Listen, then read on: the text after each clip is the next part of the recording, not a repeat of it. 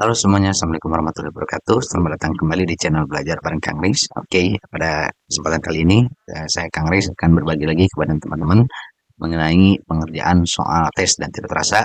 Untuk pengerjaannya kita sudah masuk ke part kelima teman-teman ya. Jadi kalau teman-teman yang ingin belajar, nanti teman-teman bisa akses filenya di deskripsi, dan untuk filenya nanti akan berisikan ada daftar tes teman-teman ya. Nah, tadi seperti saya bilang sebelumnya, kita sudah sampai ke soal kelima. Jadi ini masuk ke kategori part kelima, dan untuk jenis soalnya ini adalah jenis soal analisis data. Dan adapun untuk judul soal di sini adalah analisis nilai inventaris barang kantor ya, dan stok barang. Nah, ini biasanya untuk contoh tes admin teman-teman ya. Semoga apa yang disajikan nanti bisa bermanfaat bagi teman-teman semuanya. Oke, kita langsung saja cek soalnya teman-teman. Jadi untuk cek soalnya teman-teman nanti kalau untuk download filenya bisa download di link deskripsi ya. Dan untuk link soalnya nanti sudah terhubung ya dan sesuai dengan sheetnya. Jadi ini untuk soalnya yaitu mengenai analisis nilai inventaris barang kantor dan stok barang ya. Dan untuk pengerjaan mungkin di sini saya akan buatkan sheet baru teman-teman ya, yaitu dengan mengkopinya. Jadi kita mau forward copy dulu untuk soalnya. Ini menjadi jawaban ya, jawaban atas soal nomor analisis ya, soal AD005 ya ini ya. Ini berarti saya simpan di sini teman-teman. Nah, ini untuk namanya biasanya disamakan dengan yang sebelumnya teman-teman ya. Hanya saja mungkin untuk namanya ini diganti menjadi JW teman-teman ya, itu jawaban gitu ya. Nah, ini untuk part kelima atau 005. Oke, kita langsung saja cek instruksi soalnya teman-teman. Di sini untuk soal pertama yaitu hitung nilai. Sebelum mulai mengerjakan mungkin alangkah baiknya saya ini copy dulu teman-teman. Nah, ini untuk pengerjaan. Ini saya buat dulu ke textbox ya teman-teman ya. Ke textbox dulu. Saya simpan dulu seperti ini. Oke, untuk instruksi soalnya jadi yang di sini bisa di delete saja karena di sini akan kita kerjakan untuk proses pengerjaan soalnya teman-teman. Oke, di sini mungkin sedikit saya rapikan terlebih dahulu teman-teman supaya enak bacanya. Kita buat rapi dulu seperti ini. Ini output yang diharapkan. Ini untuk outputnya ala-ala saya aja teman-teman ya. Jadi teman-teman boleh nanti belajar lebih rinci lagi bagaimana untuk bisa menjawab soal-soal yang seperti ini ya. Dan dirasa untuk soal-soal model seperti ini masih cukup mudah ya teman-teman ya. Tidak terlalu sulit dan penggunaan formulanya pun tidak terlalu banyak ya teman-teman. Oke, kita langsung saja jadi ke instruksi soal yang pertama, yaitu hitung total nilai inventaris untuk semua barang ya. Berarti kita bikin saja di sini teman-teman eh, tambahan ya, row tambahan itu total. Kemudian untuk jumlah stok kita jumlahkan saja. Ini kemudian untuk harga tidak perlu ya, karena tidak perlu ditotalkan. Berarti yang ditotalkan adalah jumlah nilainya teman-teman. Kita bisa copy fungsi sum ini atau kita ketik ulang di sini ya. Kita summary seperti ini teman-teman. Dan ini adalah kurang lebih hasil dari formulanya teman-teman. Dan ini kita bold ya, kemudian kita kasih fill color ya, yang abu aja mungkin ini untuk menunjukkan bahwa yang di baris terakhir ini adalah merupakan total teman-teman. Kemudian identifikasi barang dengan jumlah stok tertinggi dan barang dengan nilai inventaris terendah ya. Berarti kita di sini mencari jumlah stok tertinggi teman-teman ya. Kita tuliskan saja di sini mungkin di bawahnya. Jadi stok tertinggi atau kita katakan jumlah stok tertinggi ya. Ya, kalau cukup kita tuliskan seperti itu. Kemudian untuk formulanya kita bisa menggunakan formula max teman-teman ya. Formula max kita seleksi range-nya, kemudian kita enter, maka diketahui bahwa untuk nilai jumlah stok tertinggi itu adalah angka 50 ya. Dan itu adalah meja kantor teman-teman.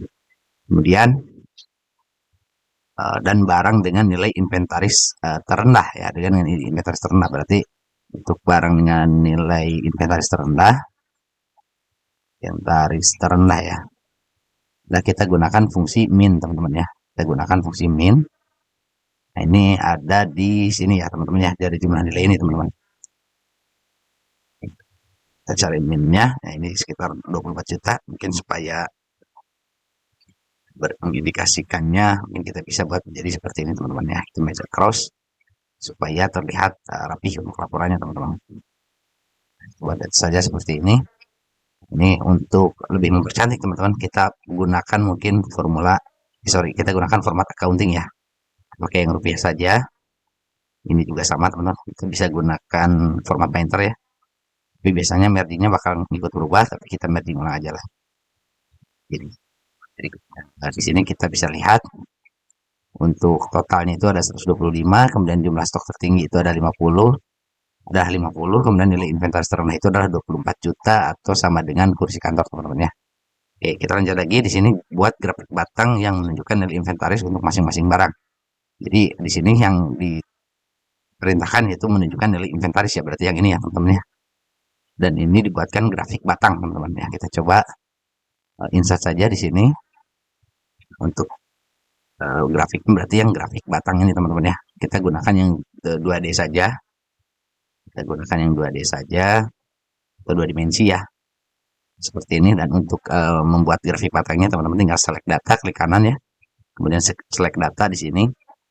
Lalu untuk chart range-nya di sini kita manual saja teman-teman biar gampang. Kita buat saja untuk legend-nya dulu ya, entries-nya yaitu mengenai nama barang ya. Kita ambil segini teman-teman ya untuk nama barangnya saja. Lalu kemudian series values-nya berarti kita ambil dari jumlah nilai. Seperti ini teman-teman. Sorry, ini saya salah di sini, ketikanya saja nama apa namanya, nama barangnya, nama barang. Lalu kemudian yang dirubah itu di sini teman-teman. Access label ring-nya kita ambil dari yang sini. Saya lupa. Oke, kita buat seperti ini. Maka kurang lebih hasilnya menjadi seperti ini teman-teman. Kemudian mungkin untuk akses ini saya tidak perlu ya. Akses vertikalnya saya nggak perlu, saya masukin saja data label saja di sini ya. Nah, data label saja begini. Kemudian untuk formatnya ini bisa kita atur teman-teman ya. Kita format data labelnya. Di sini kita gunakan yang number di sini teman-teman. Kita gunakan di sini counting juga. Kemudian untuk decimal place-nya kita buat jadi 0 ya. Kemudian selain itu bentar, decimal place-nya saya buat jadi 0. Kemudian di sini mungkin untuk labelnya kita buat dari cat desain di sini ya, kita ambil yang lebih cocok ya untuk yang model-model seperti ini ya. Mungkin model begini lebih pas ya teman-teman ya. Kita buat modelnya grafik batang dengan tampilan angkanya ke atas seperti ini teman-teman. Kemudian di sini mungkin kita kasih chart detailnya itu grafik ya teman-teman ya. Kita ganti chart detailnya itu grafik nilai inventaris ya.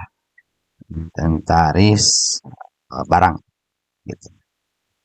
Perkecil ukuran hurufnya, kita buat sedemikian rupa biar rapi. Kemudian di sini selanjutnya apa lagi? Buat laporan dalam Excel dengan format tabel yang rapi, grafik, dan tambahan totalnya inventaris di bawah tabel ya. Sama berarti yang ini ya teman-teman yang sudah sesuai. Kemudian untuk bisa merapikan mungkin ini saya hapus saja untuk link ke daftarnya, jadi ini satu judul.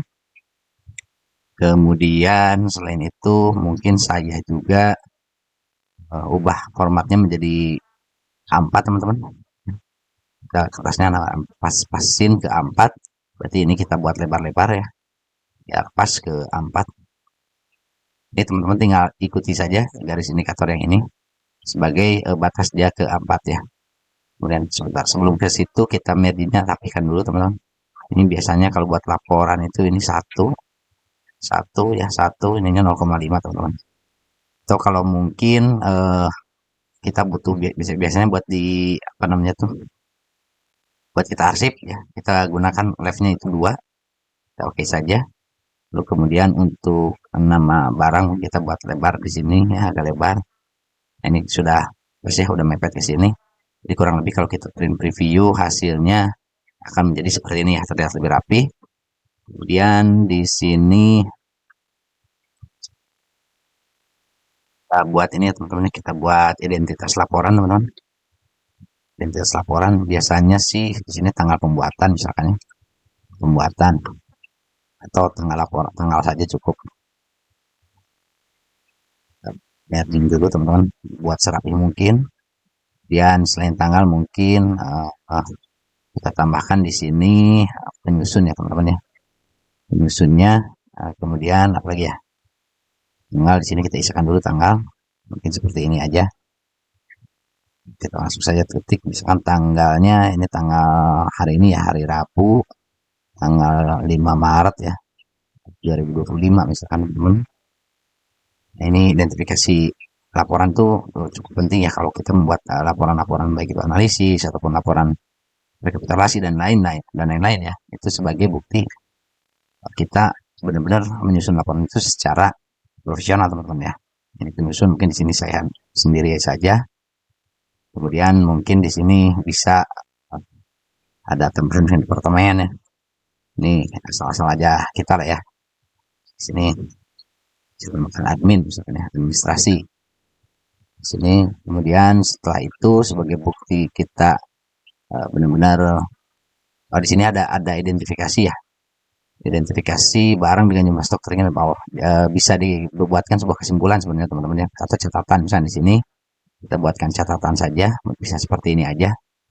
Kita buatkan catatan ya, misalkan dari hasil kita buat seperti ini, dari hasil identifikasi diketahui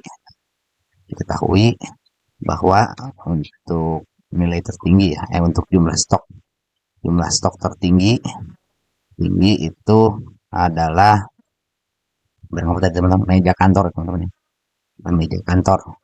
Dan untuk nilai inventaris terendah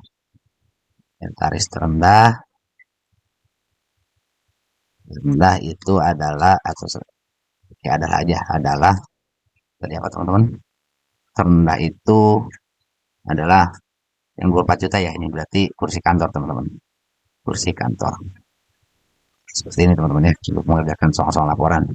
Kemudian kita bold saja yang menjadi poin utamanya, itu meja kantor. Ini dengan jumlah 50, kita tambahkan juga dengan jumlah 50 piece ya. Dan nilai terendah yaitu kursi kantor dengan nilai ya, buat seperti ini aja, dengan nilai kurang lebih sekitar 24 juta ya, bisa seperti ini teman-teman. Nah, boleh seperti ini sebenarnya.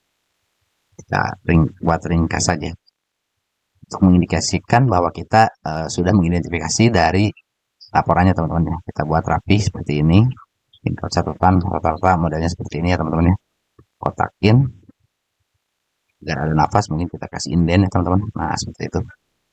Ini cukuplah segini ya. Kemudian di sini mungkin adalah tanggal titik mangsa ya teman-teman ya. Tuh, karena tanggal udah ada di atas, di sini langsung aja bisa penyusun ya, sebagai bukti pertanggungjawaban kita.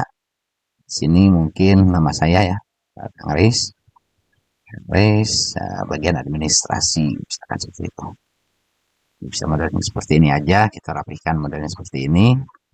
Kemudian kita berikan model seperti ini. Oke, kasih underline ya teman-teman. Kurang lebih hasilnya menjadi seperti ini teman-teman ya. Kalau kita coba print preview, kurang lebih untuk laporannya akan menjadi seperti ini. Mungkin ini untuk judul kita buat lebih besar lagi ya, agar kelihatan. Mungkin boleh juga teman-teman di sini menggunakan PT XYZ ya. Itu kan seperti ini boleh. Ini kemudian dikebawahkan lagi dikit, tadi kalau saya lihat di print previewnya itu ini agak masih ada apa namanya, mepet ya. Kita bisa dari sini nambahin ya, atau mungkin teman-teman bisa juga dari marginnya dibuat lebih lebar lagi teman-teman. Ini mungkin kita buat topnya jadi 2 teman-teman ya, seperti ini. Nah, ini kurang lebih nanti hasil print previewnya menjadi seperti ini. Nah, ini dirasa sih sudah cukup rapi ya teman-teman ya, untuk pengerjaan soal nomor 5 ini ya. Dan nanti teman-teman boleh download link latihannya di deskripsi ya teman-teman ya, bagi teman-teman yang memang ingin belajar mengerjakan soal-soal seperti ini. Mungkin sekian ya untuk video part kelima mengenai latihan tes soal Excel ya, dan ini dirasa masih cukup mudah. Nanti di part selanjutnya kita lanjutkan lagi untuk pengerjaan soal-soal Excel yang lainnya teman-teman ya. Semoga bermanfaat bagi semuanya. Saya akhiri videonya. Bila itu wassalamualaikum warahmatullahi wabarakatuh.